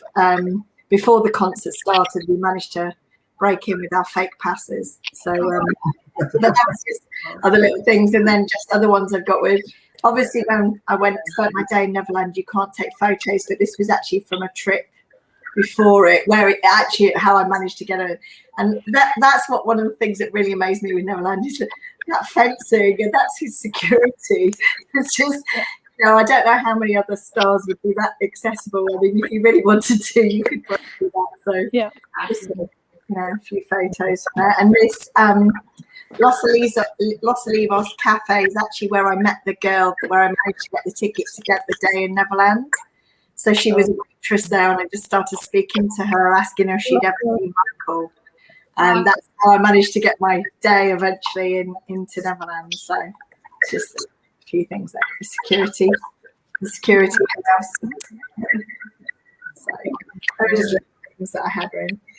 Oh, thank you for sharing those. Angie, do you know the story of how those dangerous fake passes came about? No. No, you tell us. I just always seem to be lucky enough to get them. I know. Did you have I take it you had a photocopied one. I had, where it was the wonderful colour version of the hologram. Yes. Do you know what happened was we were at a record fair in London. We just happened to go to this record fair. And because the European leg of the tour had finished, apart from Tenerife, I guess, but the 92 leg of the tour, they were selling off these VIP passes, real ones, non-laminated, just the passes in the record fair, and I think they were £8 each. And so there were 6 of us, and we each bought one, and we just photocopied them for everyone. So we had the original ones. We laminated them, and then we just gave out the photocopies. So that's how they came. Obviously, I knew, because obviously it was Gratty and Justin and whatever. I knew it was kind of. I didn't know exactly who it was, so I have to thank you then for that. And then I remember being given the fake pass to get into the Oxford speech. Again, I don't know exactly who created that one. I think that was, and New York, oh god, the Madison Square Gardens, because obviously the tickets that we sort of had for seating weren't great. And I remember this woman sort of challenges quite a bit with our very dodgy pass.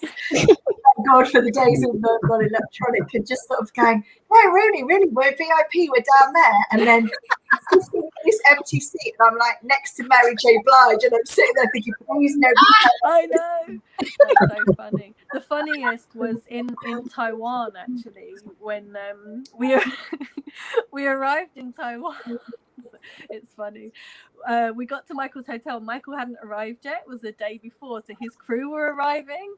So we got to the hotel, and we had these fake passes around our necks, and there was lines of people who worked at the hotel workers. They were lining up greeting us going into the hotel, because they thought we were part of the crew. So we were like just going to go in there, because we didn't know if Michael was arriving that night or the next day. So we were just going to sit in the lobby, and they're like, oh, come to the reception to check in. And we're like, no, it's okay, we'll just sit here. It was crazy. We didn't know that was going to happen. It just they kind of initiated it. We didn't realize we just had them around our necks, and they were like, come in. I mean, by nature, I'm not a rule breaker, and I get really scared. But it was Michael. I do these really risky things, and just lie out my teeth. And I remember Tenerife because by the time we were all along that front row, I remember they came to check the passes. Yes. And they were throwing people out, and I remember thinking, oh my god, and whoever I was sat next to, it might be Justin, David, Gracie, I'm not sure, and we were just trying to pretend we're having a normal conversation, like blase. We were absolutely stacking it, thinking they're going to throw us out. And the queue was, I mean, that queuing system in Tenerife was weird. It wasn't like Wembley where you went up to the stars, so if you got there at 4 or 5 you were fine in the morning. It was different, and I was just like, oh my god, I'm going to be like 4 miles back. I can't handle it. I can't have come all this way. They let us stay, didn't they? They let us stay. And I was just like, thank God. So, I was really, really ill in that concert. I had food poisoning from the plane. I landed that day. Oh no! Straight to the concert, and I was almost passing out when, in the crowd, and they were trying to pull me out. And my friend was like, "No, she's fine, as you do." And then as soon as Michael came on stage, it was like I was never ill. Yeah. Sure, me too. I think quickly. Adrenaline. Yeah, that was like at the World Music Awards, the 2006 ones. Were you guys in the underneath in that tunnel underneath? No, I was front row. I was. But before, I was front row as well. But before they let us in, do you remember? It took ages. It's so long. Yeah, there was like, because I got there 5 a.m. or something, so I was in one of the. Yeah, yeah, no, I was at 3 a.m. It was something like that. It was like I was number 27. Could you remember they wrote? Do you remember they wrote the numbers on the hands? You've got a much better memory than me. I don't remember. I actually was late to that. I didn't queue up for that, so I wasn't. I didn't. Yeah, okay. I got at the front, but I didn't queue up either because I came after work with all my teamwork, and we all got. Yeah, because I was there at like about 5 a.m. or something, and I was number 27 in the queue, and because if you got there before 6 a.m. they had us. It was the first 100 were in a corral, and they kept moving us. And then at the start, then they had us underneath the stadium when the rehearsals were still going on and it was late. Oh, wow. Yeah, so we were trapped in like this big corridor underneath before they let us into the arena. And then that was just crazy. But I was there and there was this whole craziness going on about who was in that first group of 100 people and writing that numbers on the hands to make sure that and it was like you knew who was behind you and who was in front of you, and there was a really funny stage. I think it was maybe about 4 or something. There was like the big group of Spanish fans came afterwards, about half an hour after me, and then the big group of Spanish fans were there. There were like maybe 10 people behind me. And then I looked back about half an hour later and they'd all disappeared, and they did these tents. And the whole lot, they had 2 tents, and the whole lot of them just went into the tents in the car park of Earl's Court. At like 6 a.m. in the morning, like trying to get some sleep before the World Music Awards. And yeah. What's that about? Well, I had some very sophisticated seats right up at the back, in a circle. So when Michael come on, I've been quiet all show because it takes a long time, doesn't it? Because it's a TV show. It was quite boring, the whole 4 hours, whatever. And they redo parts and all this. And that poor hostess, that girl, she just got booed. Oh, whoever she was, that young girl, poor thing. Anyway, when Michael come on, I'm there hollering from the back, screaming. I'm like, I wished I was down the front of all you guys because I would have been better. Everyone was tolerating me, but it still wasn't the same as being in the middle, in the most It got crazy at one stage. Like there was people being passed over. I was at the front, and there was people being passed over my head, and it was just a bit, Yeah, crazy. I've only watched it on TV, and it looked like everybody was really excited, and the energy, and you can almost feel it through the TV. I swear to God, it's like even if you haven't been there, you can still feel that energy from all of you fans that are there. And then of course the papers were a completely different story though. He was booed off stage, and it's like what? It's incredible how the media flips things around. Yeah, that's crazy what happened. So we're going to wrap this up soon, but because we're a book club, we want to know what your favorite book about Michael is or was, whatever. What's your all-time favorite Michael Jackson book? Or maybe if you don't answer that question because you can't, maybe answer this question.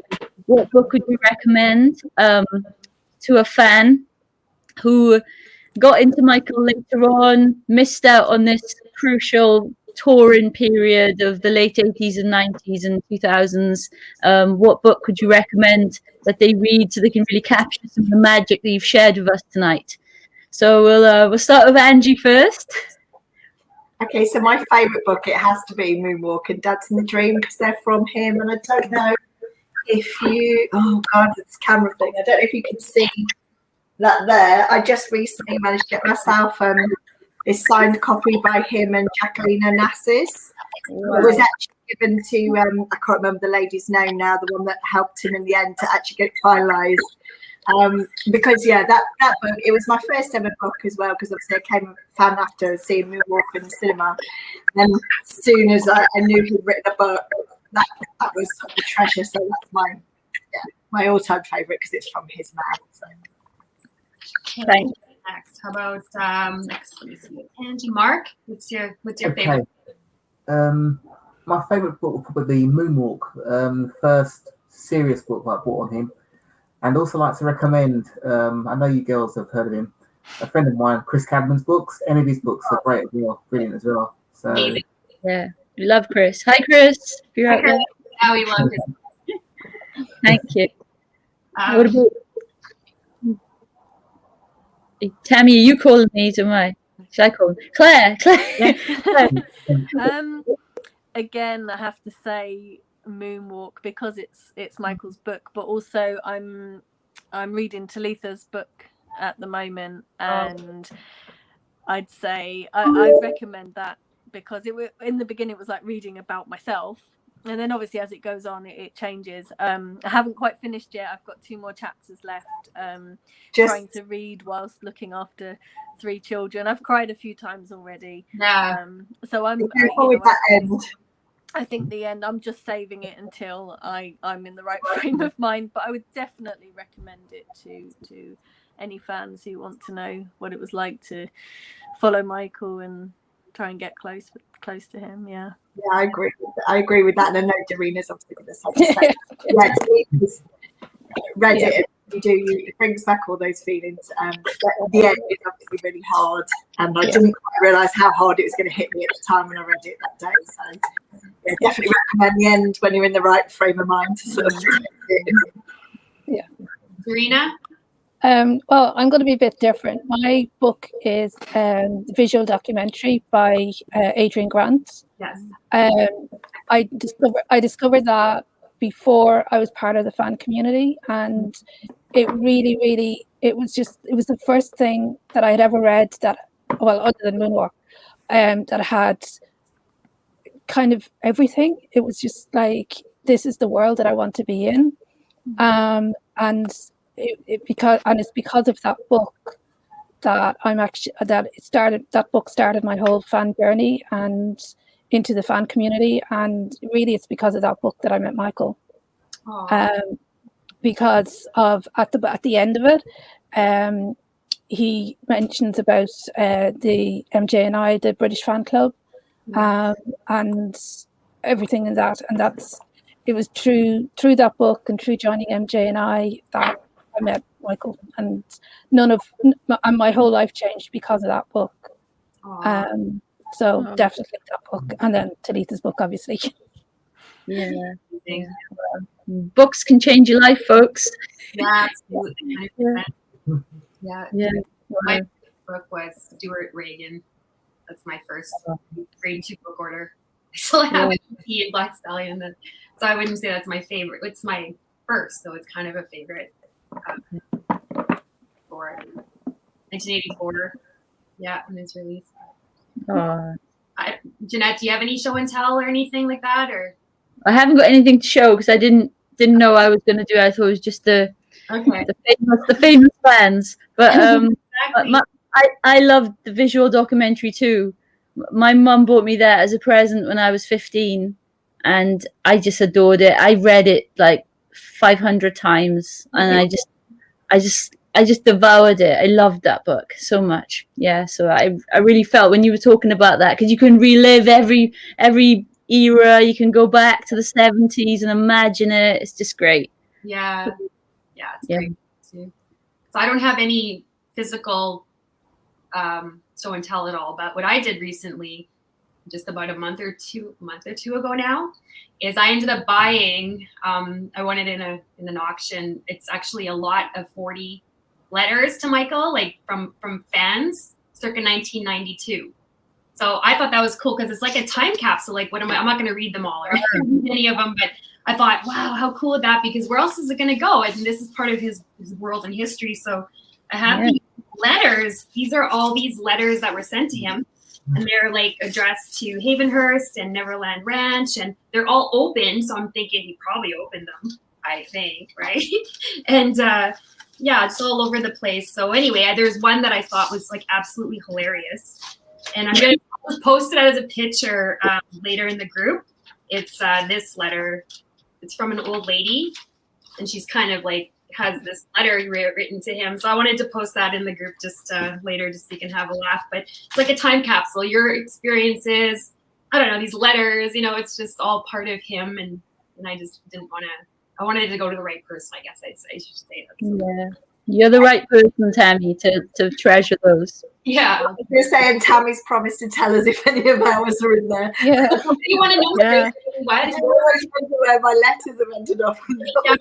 How cool. It'd be embarrassing. It's all I never share it. But 1992, right? Like this is like the year before, you know, it kind of went a little bit awry there. So I thought, well, it'd be pretty interesting to see if there's. Are they is the address care of the postmaster? Because that was an address that was going around. There's tons from overseas. Care of the postmaster at Los Olivos was one I remember.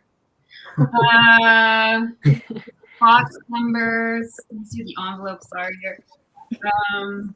Here, these ones are already opened. Box number. And then some are just like Havenhurst. It's addressed to. And yeah, it's, let me see, care of the postmaster. I don't know. I never opened this bag up yet, but yeah, there's a lot. I don't know. They're from there. And they're open. So I think he must have read them then. Right? Yeah, I think he would. Wasn't it Taj and Charles Thompson are going through a lot of letters, aren't they?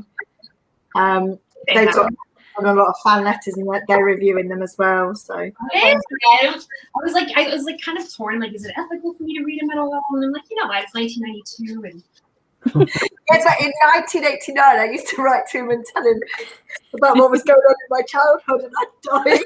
Oh no! I always wonder. He was my sort of counselor. I'd let everything out to him. I always wonder what happened to our book. What happened to the book? Well, Yeah. 10 years after he got it, I spoke to him, and he still had it. In 1999, he still had it, and he laughed and said the book just went on and on. So polite. But you know, since 1999, I have no idea. I mean, I think he kept everything. So, but now I just think I wonder what happened, because I know it was falling apart. It was falling apart when he had it. So I don't know. Who knows? In Talitha's book, it says that, right? That he's kept. There's like rooms of catalogs, everything he's kept from you girls, or you girls, sorry, you fans, I should say. I meant. I remember when I had my day in Neverland, and I can't remember. I think we saw The Office from the outside, and I don't know. I can't remember if it was in the arcade, but again, I remember seeing lots of things that he collected. And obviously, a lot of that being fan stuff. So he definitely did. Lots of things. Wow. Everywhere. So cool. I don't know. Figueroa Mountain Road. Yeah, it's from everywhere. Wow. That's Farmer Ranch. Care of Box Number. Neverland Valley.